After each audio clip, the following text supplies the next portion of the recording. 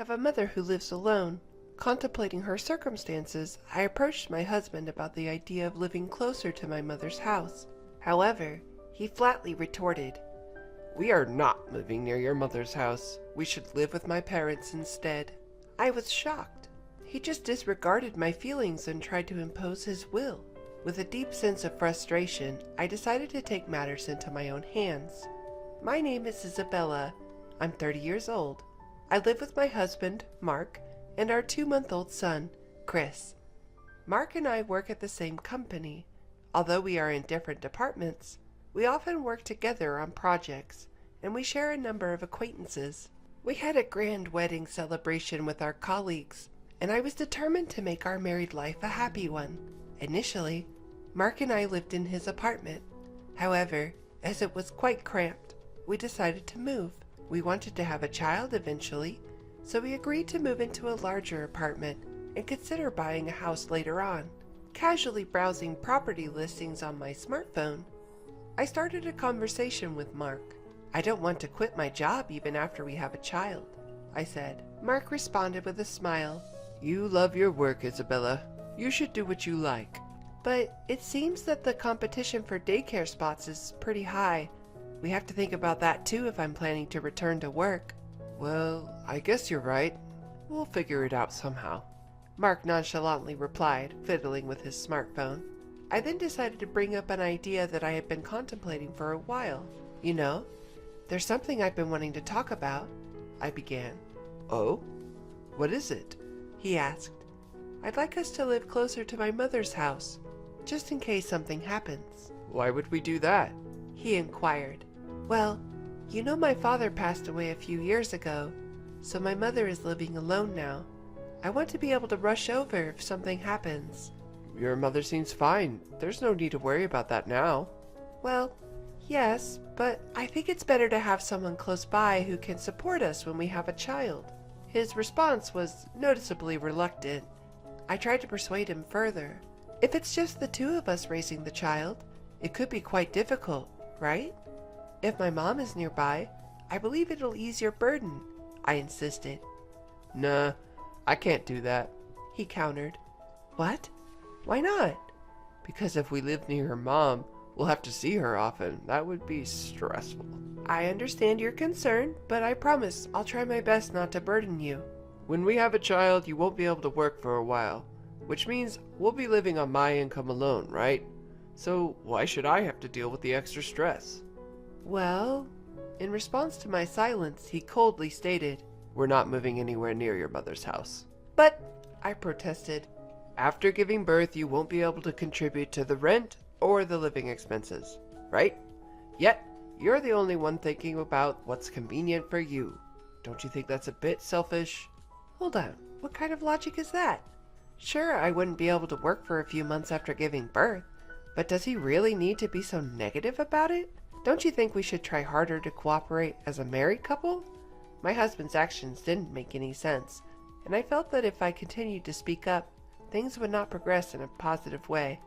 We're newlyweds. I don't want to quarrel at this point. "Fine. I got it." Leaving these words behind, I left the room. I couldn't bear this atmosphere any longer.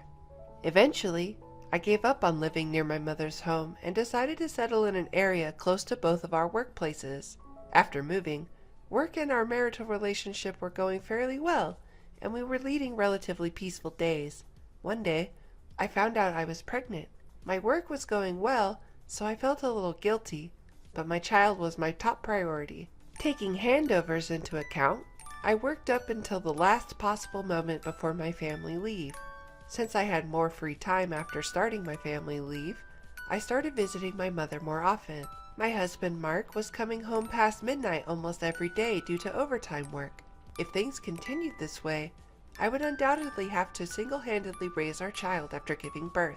As it would be my first child, everything was new to me and I felt a lot of anxiety. One day, I was visiting my mother at home and I blurted out my real feelings to her. "Mom, I'm really looking forward to the baby coming, but I'm also very anxious." "What's wrong, Isabella? That's not like you. You have Mark, don't you?" Mark seems busy with work, and when I asked him to take care of our baby together after giving birth, he yelled at me, saying, "How can I, a man, do that?" As I explained, my voice trembled and my mother looked worried. I decided to express my feelings clearly to my mother. "Hey, Mom, can I come back here for a while after the baby is born?" "Well," my mother tilted her head and thought for a moment. "It's going to be tough at first, and it would be a bit of a hassle for me to commute to your place every day. I would be grateful if you could come over to our house, Isabella." "Really? Can I stay?" "Of course. I'd be happy to spend time with my grandchild, and nothing would make me happier than being able to support my daughter." "Thank you, Mom. I'll talk to Mark about it when I get home today." By revealing my anxiety to my mother, my heart felt significantly lighter. Right, I should talk to Mark properly. As a couple, we need to consider our child's future carefully. That night, I talked to Mark about the situation with my mother. However, his reaction was not what I was hoping for. What? Go back to your parents' house? You must be kidding. "I'm serious." I lean forward trying to convince my husband. "I'm nervous because it's my first time, and I need to rest for a month after giving birth. I don't think I'll be able to do the housework. That's why I want to go back to my mother's house for a while." That's ridiculous. Who's gonna cook for me? Who's gonna do the laundry? Can't you manage on your own for just a little while, Mark?" Huh? I'm out there working and now you want me to do housework too? You're a monster. Mark huffed. But in my confusion, Mark sighed heavily. I get it. I should help out, right? "Huh? Help out?"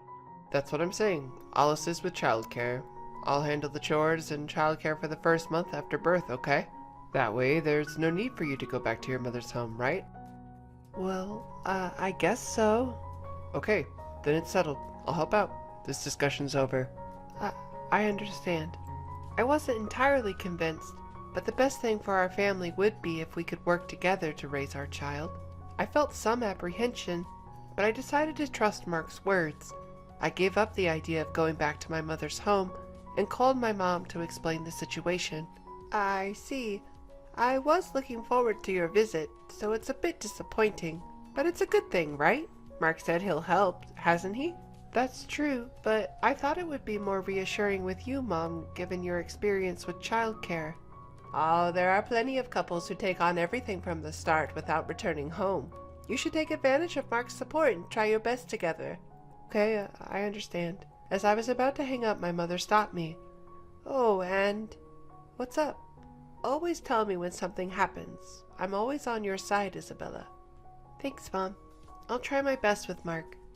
I needed to work hard to keep from worrying my mom, and so I resolved to take on childcare with my husband. A few days later, our first son was born, and the tumultuous life of parenting began. As promised, Mark did help out, albeit in a limited way. His involvement amounted to doing some light shopping after work and taking out the garbage, tasks I had managed. However, Mark was stubbornly hands-off when it came to childcare. He had never changed a diaper or even made a bottle. I was tired from the unfamiliarity of childcare and had no energy to complain. This kind of parenting life continued for about 2 months. One evening, after putting our son to bed and returning to the living room, Mark arrived home. "I'm home." "Welcome home. I'll start making dinner, so just wait a bit." What? At least keep something ready to heat up. You're not good at managing things, are you? "Well, what can I do? Our little Chris just fell asleep." It's been 2 months and you still can't get him to sleep properly? Never mind. I'll go take a bath first. Have dinner ready by the time I'm out. With that, Mark left the room. What was that about? Who does he think he is? Why does he demand perfection from me when he doesn't contribute to childcare at all? My irritation built, and I wanted to throw something, but I couldn't wake up Chris, who had just fallen asleep. I held back my anger. 30 minutes later, without saying a word, Mark started eating his dinner right after he got out of the bath. As I stared at him, shocked by his behavior. "Oh yeah, I have something to talk about." Mark stopped me. "Talk? What all of a sudden?" I got a call from Dad today. Seems Mom fell and can't move her leg well. What? Your mother? According to my husband Mark, his mother had gone shopping with a neighborhood friend, had a dramatic fall, and was immediately taken to the hospital in an ambulance. Even after several hours, her leg isn't moving and the doctor diagnosed that she might need assistance going forward. I see, that's hard. Your father must be having a rough time. To be honest, I was more worried about my father-in-law than my mother-in-law. From the beginning, my mother-in-law did not like me. She was even cold to me at our marriage introduction. When I announced my pregnancy, "We don't need a girl, do we?" she was the type to say nonchalantly. The one who always scolded my mother-in-law and stood by me was my father-in-law. "Let me know if you need anything. I'll be there for you if you need me." Each time he met me, my father-in-law encouraged me like this. If my stay-at-home mother-in-law couldn't move, my father-in-law would be really struggling. While recalling the happenings at my in-laws' home, Mark dropped an unbelievable proposition. "Here's the thing. I had a great idea. Let's live together with my parents at my home." What? "Don't you think it's a good plan? I'm worried about Mom, and you, Isabella, are not working now. If we live together, it will reduce Dad's burden, and he would be happy." Wait just a minute. You're joking, right? The reason I'm not working is to take care of our son, Chris. I can't suddenly decide to live with your parents. "But it's been 2 months already. You must have some free time now. Right now, Mom is the priority. You should understand that." Is he serious? When I suggested living near my mom, he outright refused, but now it suits him just perfectly. Mark is not the type to visit his home frequently, so it was convenient so far, but living with my mother-in-law is out of the question. Knowing Mark, if we lived together, he would certainly side with his mother and be harsh on me. Unable to bear it any longer, I vented my frustrations. Don't mess with me. You flat out denied when I wanted to live near my mother, but now it's okay when it's about you? What? What's that about? Your mother is fine, isn't she? But, unlike your house, my mom lives alone. What if something happens? You're not considering my anxieties, are you? Shut up. Listen here. You married me and became my wife. You should stop arguing and listen to what I say. At that moment, any residual affection I had for my husband vanished instantly. He doesn't consider my feelings, let alone seeing me as an equal. I cannot continue a marital relationship with him. Seeing my silence, Mark probably thought I had agreed and dropped this line. "Anyway, it's decided that we're going to live together. We're moving as soon as possible, so get the stuff packed by tomorrow." I understand. "You should have just obediently listened to me from the start." With that, Mark left for the bedroom without even clearing the dinner dishes. The next day, once Mark left for work, I packed the minimum necessary stuff and left the house. Of course, just for me and my son. When I returned to my mother's house with my son, my mother was initially shocked, but accepted our situation once I explained. As he returned home from work, my husband, Mark, called after realizing that my son and I were not there. "Hey, where are you right now?" At my mother's place, Mark. "What? What the heck are you doing without my permission? Get back here right now." Well, our son's already asleep, and it's late. So no. Besides, I'm not planning on returning. "What the—" Mark yelled at me over the phone, something that was rare for me to oppose him. "Listen here, if you don't come back right now, we're getting a divorce. You got it?" A divorce? "That's right. Didn't I tell you? I'm moving to my parents' house. If we divorce now, you'll be jobless. That's gonna be a problem for you, huh?" I couldn't see his face, but I could tell from his tone of voice that he was smirking. To him, I responded coldly. I don't see that as a problem. "What?" I have no objections to the divorce. So please, send the divorce papers to the court. What are you saying? You're the one who's going to be in trouble if we get a divorce. Maybe he thought that if he provoked me with a blaming tone, I would listen to him. I was thoroughly disgusted by his naive thinking. If you want to move to your parents' house, go ahead. I won't. What? You think you could just do that? I don't need your permission. After all, we're getting a divorce. Why should I listen to what a stranger has to say? Who do you think you are talking like that? My patience with Mark, who still looked down on me, had reached its limit. Enough is enough. Who the hell do you think you are? How much more do you have to belittle someone before you're satisfied? I didn't get married to become your slave. Stop treating women like they're stupid. What's going on? Isabella, calm down. Calm down? I can't keep quiet after being belittled this much. If we can't support each other as a couple, then I don't need a man like you. Divorce? I'd be more than happy to. Live by yourself at your parents' house. Never involve me again. With that, I hung up the phone. Mark kept calling persistently, but I ignored all of them. Then he started to send me disturbingly affectionate texts. Isabella, I can't live without you. You don't have to live with my parents. Please come back. I understand. Let's live with your mother, just the three of us. 1 month later. His love messages abruptly stopped, and he unexpectedly agreed to the divorce. It was all thanks to my father-in-law. When Mark complained about the situation to him, he ended up getting scolded instead. Listen, Mark, you can't just impose the idea of living together on someone. But Dad! Oh, shut up. You need to learn more about the world, and that's why Isabella left you. It's pitiful.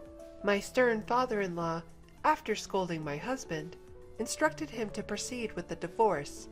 My husband, unable to defy his father, grudgingly agreed to the divorce. I filed the divorce papers that were mailed to us, and we were officially no longer a couple. Afterwards, I received an apology from my father-in-law. Isabella, I'm truly sorry. My foolish son must have caused you trouble, hasn't he? It's all right, sir. It's all water under the bridge now. Live your life your way, Isabella, and thank you for everything. I can't express enough the gratitude to my father-in-law, who has shown nothing but respect until the end. The woman I am today is thanks to him. As for me, I'm in the thick of it, juggling work and motherhood as a single mom. With help from my mother, I strive daily to become a better mother for my son. Being married and being a couple doesn't guarantee happiness. I don't need a husband to be happy. Just having my beloved son and mother by my side is more than enough for me.